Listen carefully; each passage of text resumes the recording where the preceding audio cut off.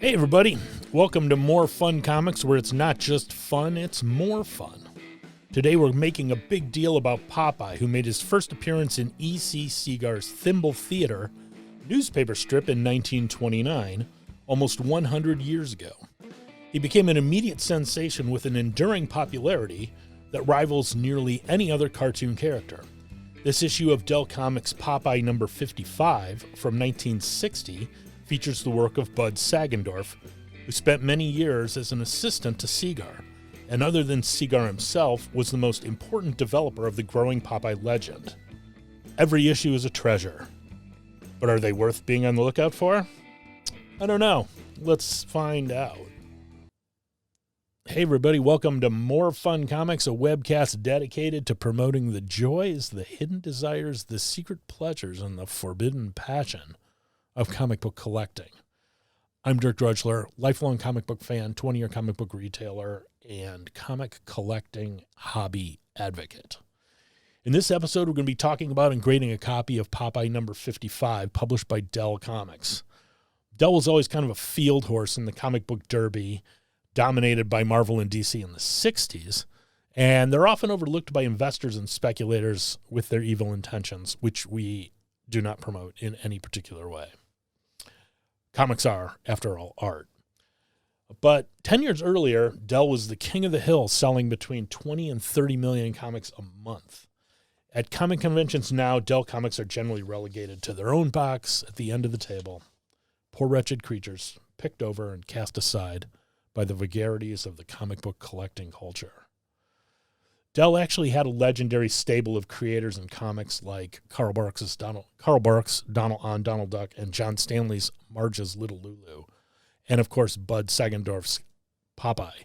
A lot of the Barks books and a lot of you can still find John Stanley around, are kind of the ones that are picked over, but what's left here. But Popeye, you still find Popeye a lot of places.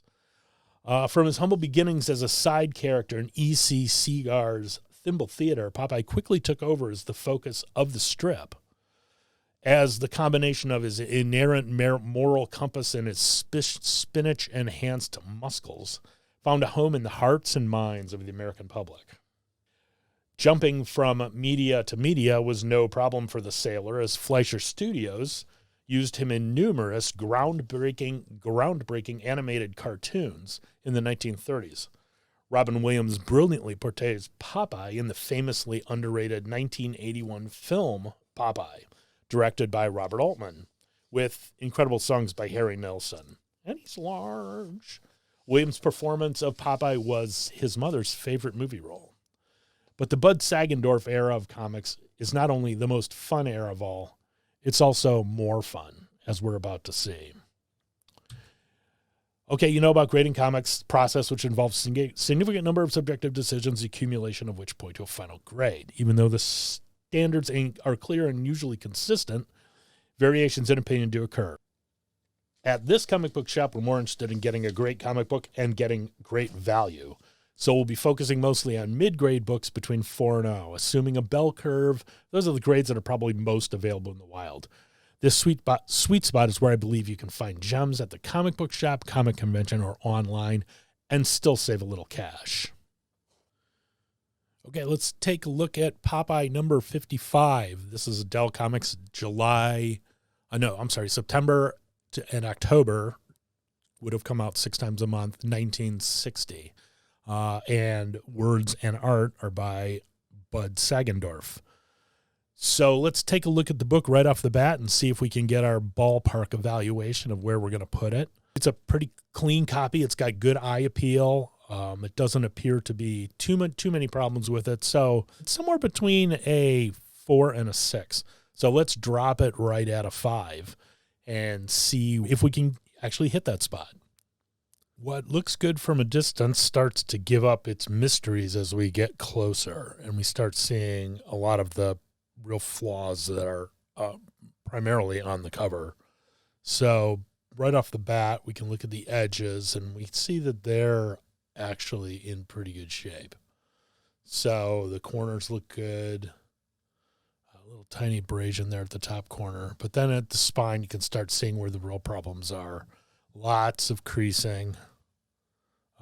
Just a number of little creases there, and then they get bigger as we go further down. I think there's a couple more. They all break color. Real mess around the staple here. So real rough spine. There's no spine roll on it, so that's a positive thing. And again, the corners and the edge all look great. Here's where really a lot of the problems are. You can see in the book that there's a crease that runs right down the middle of the cover. That was probably because it was folded. It was a subscription copy, and they arrived folded. So a lot of those will appear with one big crease in it. Plus, kind of overall, you can see how the spine got beat up. You can see kind of catch a lot of just rough treatment of the front cover, a lot of creases. Some are breaking color. Like, for example, right here, you can see there's a color abrasion there. There's a big one right here. So those are notable. There's a little dirt on the book. So it's there's some kind of something there that's leaving a mark. So it's a kind of a dirty cover. It's not real clean. It's pretty beat up. So that's definitely going to have an effect on the book. So right off the bat on the cover, you have a real good idea of pretty much what Popeye comics are all about. Things hitting other things and surprising little goofy stuff. So in this particular issue, that contains characters that Sagendorf created, they showed up a couple of times. The Miser Mites, who are just little mean guys. So on the inside cover is a subscription form for Dell Comics. The price, 2 one-year subscriptions, which is 6 issues each, and a key and coin case for only $1. What a great deal that is. That's 12 issues plus a little key case for $1.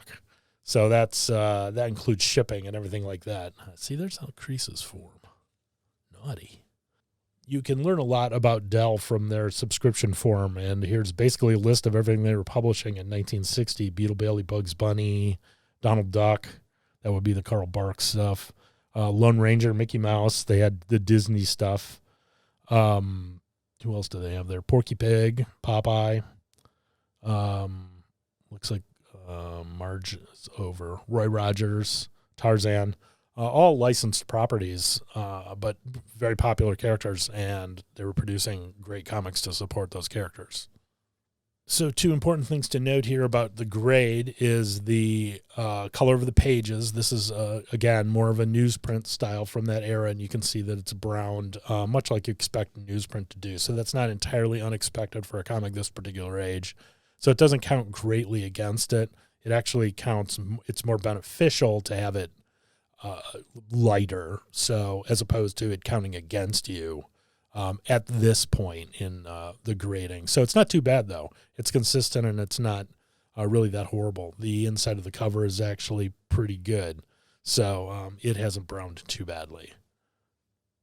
What was great about the Popeye comics is not only did you get a story, you got 3 or 4 stories in the comic. So the first one was, of course, a main story. In this particular one, Popeye meets a recurring character called King Blazo, who has a land that Popeye comes and helps out quite frequently, and he has a problem right now.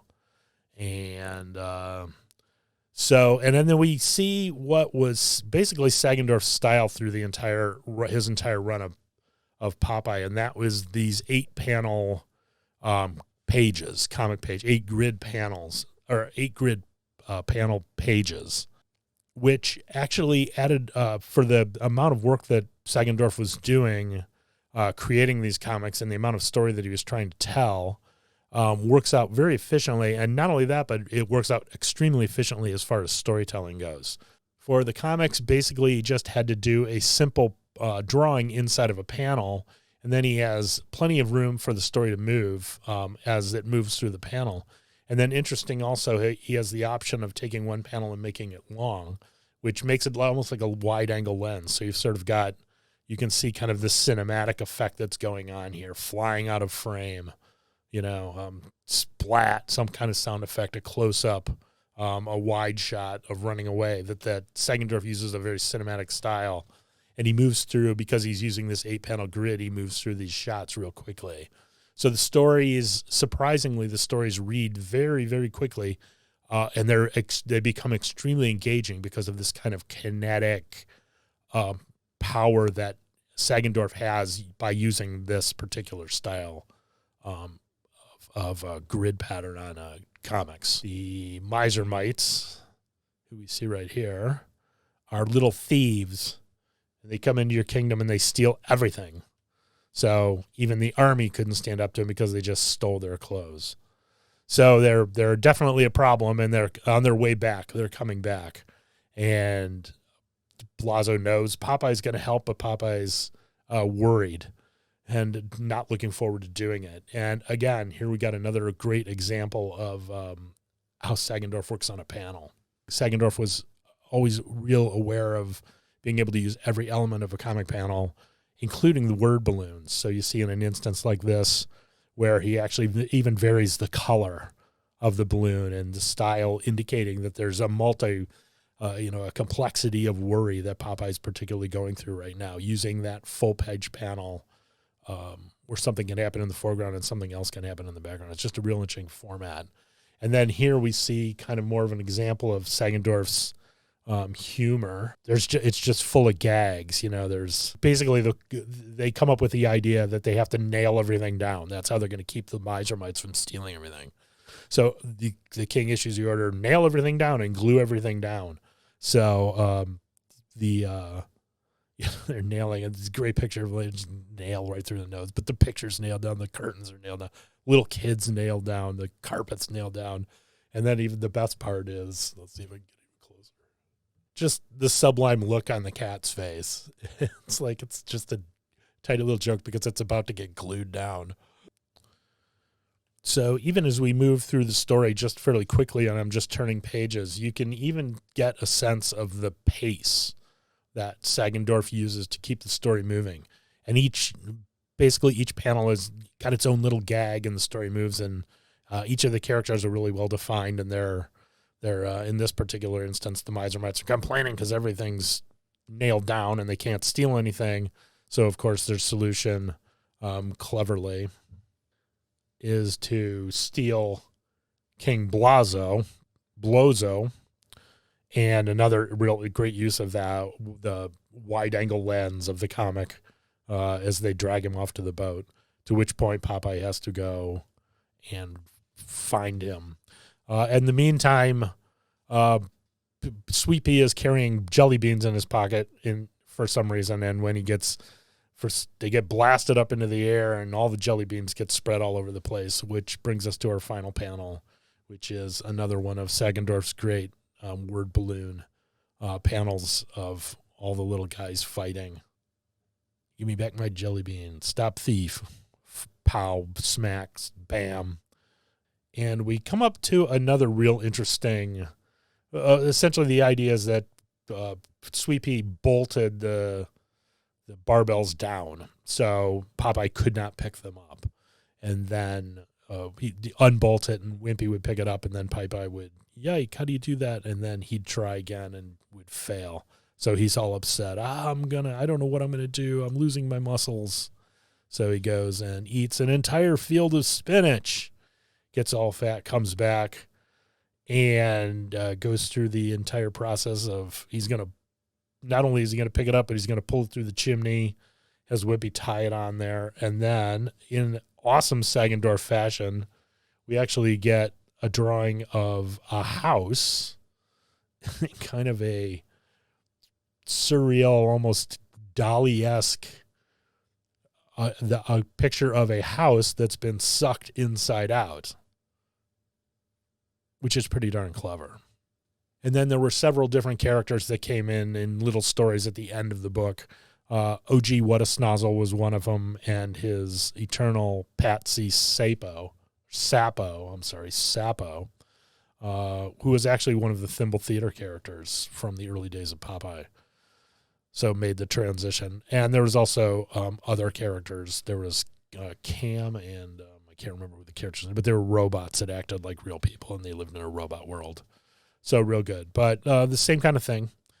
And then once again, we kind of get a real good look at the sublime humor in the startled faces of the animals, farm animals. And then the comic ended with just a one-page joke comic, and closed in this particular instance with a offer to win from Kraft, jet puffed marshmallows, a opportunity to win a coast to coast on the newest TWA Superjet, win a captain's ride, which would have been pretty exciting in 1960, I assure you. So, but this actually points out one of the real. Did you notice anything interesting about this particular comic that was different from a lot of the Marvel and DC, all of them that we've looked at? The big difference was no ads, except for this last page. The only other ad-like thing was the subscription page on the inside of the front cover. So Dell Comics did not rely on advertising dollars. They obviously took some from the back cover, but they were selling enough of these comics just as they were that they could make money on the actual just producing the comics, which is a pretty amazing thing. This is our issue of Popeye 55, and we've kind of looked through it, and we started off with a 5.0. What do you think it should be? Well, I like the overall issue, and I definitely put it into the classification of a Dirk's beloved comics, not only because it's Popeye, but because it's a perfectly good comic, and I'm happy to have it in the collection. I would like it to be a 5.0, but a lot of the issues of the cover bother me a little bit. The overall creasing, kind of the sort of the rough nature of it, this crease, the spine itself. A lot of the issues are kind of accumulate up too much. I think it would be real generous to make it a 5 at this point in time. I'm looking more at like a 4.0. I mean, that's probably being a little rough on it because the pages are looking really good. The spine, the staples are all in. We saw the pages were all attached. There was nothing cut out of it. There's a lot of good things about it. So I might be being a little rough on it. And we talked a little bit about pressing and things like that. If this were taken to a pressed, it would immediately clear all the creases and a lot of the major flaws of it right away, and it would definitely be a 5.0, maybe even a 6. So, but at this point in time, and I have no interest in doing that because I'm not going to spend the money for this. All I want to do is read comics.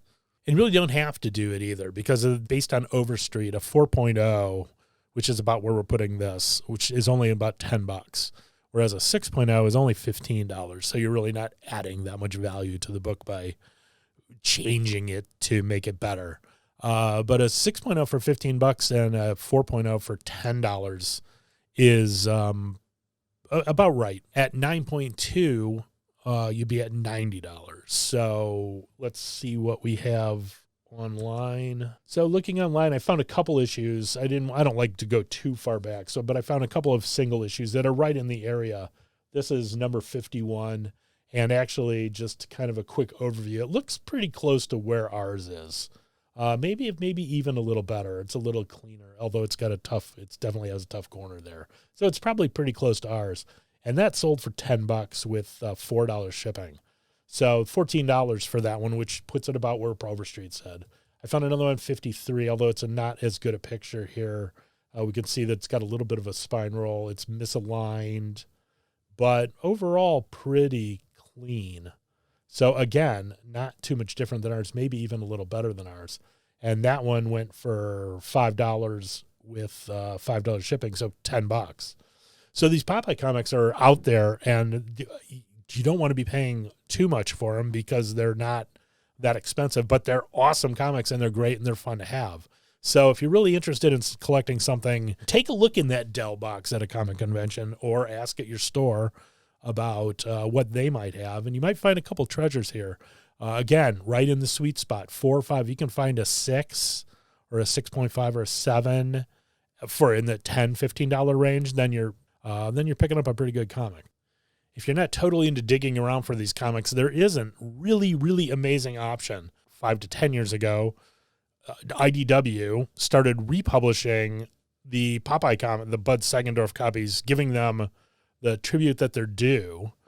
And I think they did maybe 60 copies of the comic, which they reprinted in complete, with all they didn't leave the ads in, but they left all the comic part in, and reprinted basically a sizable number of these comics.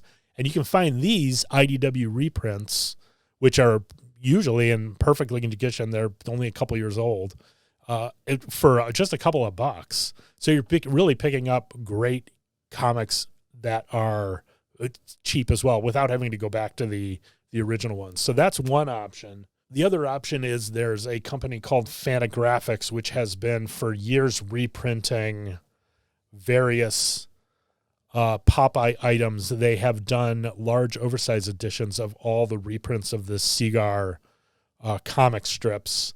I think that was 5 or 6 volumes of that, of just the daily strips. And then just now, you can find these in the comic book shop right now, because this is just newly came out, they've reprinted the Sundays, the color Sundays. If you're used to reading comic strips in the newspaper over the last 30 years, I don't even know if they exist anymore. You probably read a style that was moved much faster and more just kind of leading up to a joke or a punchline. There weren't very many ongoing stories, but these were, back then, that was far more popular in the Sunday papers, and you would have stories going along over the course of a couple months with these kind of long, involved stories. So they're really, it's like reading a book, but it's a lot of fun. There's a lot of humor in it, and they are out right now, so I highly recommend that. Thanks for joining us this episode. Next episode, we're going to be talking about something a little different. We're going to take a look at sets, since that's often a way that people buy back issues, is together in a set. We're going to how do you take a look at a set? How do you evaluate the value of a set? And in doing that, we'll look at one of the most popular sets out there, which was a significant time in DC history, the Crisis on Infinite Earths. Another week, another episode, we're also going to take a look at another side publisher called King Comics, which was huge, and their work on Flash Gordon, who featured the artwork of Al Williamson. So that's going to be a coming up issue. As usual, we appreciate your patronage. Please subscribe and like this episode. We're trying to build our audience, and we appreciate any help we can get. Thanks a lot for joining us.